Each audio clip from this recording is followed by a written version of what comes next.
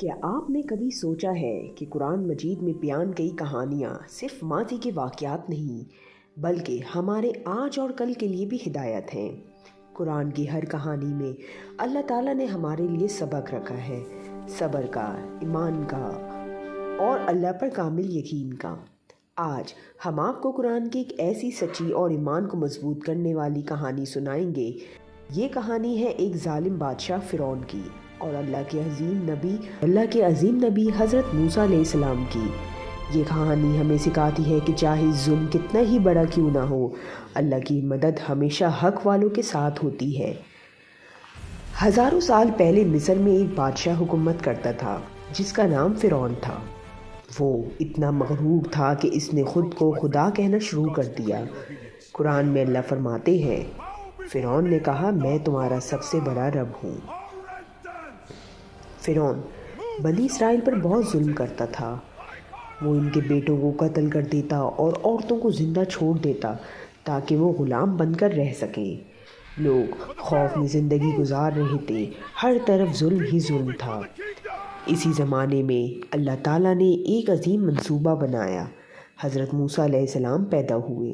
اللہ نے ان کی والدہ کے دل میں وحی ڈالی جیسا کہ قرآن میں ہے، اور ہم نے موسیٰ کی ماں کی طرف وحی کی کہ اسے دودھ پلاؤ، پھر جب تمہیں اس کی جان کا خطرہ ہو تو اسے دریا میں ڈال دو اور نہ ڈرو اور نہ غم کرو۔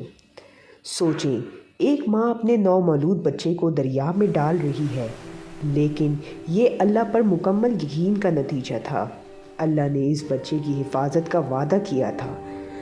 دریا کی لہریں حضرت موسیٰ کو بہا کر فرعون کے محل تک لے آئیں۔ فرعون کی بیوی آسیہ نے جب بچے کو دیکھا تو اس کا دل محبت سے بھر گیا۔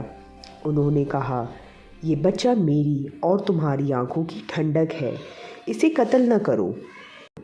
یوں اللہ نے اپنی نبی کو دشمن کے ہی محل میں محفوظ کر دیا۔ یہ اللہ کی قدرت کا عظیم مظاہرہ تھا۔ جب حضرت موسیٰ علیہ السلام بڑے ہوئے تو ایک دن اللہ تعالیٰ نے انہیں نبوت عطا فرمائی۔ اللہ نے فرمایا، جاؤ فرعون کے پاس، بے شک وہ سرکش ہو گیا ہے۔ یہ ایک بہت بڑی ذمہ داری تھی۔ ایک عام انسان کے لیے دنیا کے سب سے طاقتور بادشاہ کے سامنے کھڑا ہونا آسان نہیں تھا، لیکن اللہ کے نبی کو اللہ پر کامل یقین تھا۔ حضرت موسیٰ علیہ السلام فرعون کے دربار میں گئے اور کہا، میں رب العالمین کا رسول ہوں۔ فرعون نے انکار کیا اور اپنے جادوگروں کو بلایا۔ جادوگروں نے اپنے جادو سے لوگوں کو خوف زدہ کر دیا، لیکن اللہ نے حضرت موسیٰ کو حکم دیا کہ اپنا عصا زمین پر ڈالیں۔ جیسے ہی عصا زمین پر گرا، وہ ایک حقیقی اژدہا بن گیا اور جادوگروں کے سارے جادو کو نگل گیا۔ یہ دیکھ کر جادوگر فوراً سجدے میں گر گئے اور بولے، ہم موسیٰ علیہ السلام اور ہارون کے رب پر ایمان لائے۔ یہ سچائی کی فتح تھی۔ فرعون نے بنی اسرائیل کا پیچھا کیا۔ سامنے دریا تھا، پیچھے فرعون کا لشکر۔ لوگ خوف زدہ ہو گئے اور کہا، ہم پکڑے جائیں گے، لیکن حضرت موسیٰ نے فرمایا، ہرگز نہیں، بے شک میرا رب میرے ساتھ ہے، وہ ضرور میری رہنمائی کرے گا۔ پھر اللہ نے حکم دیا کہ عصا دریا پر مارے۔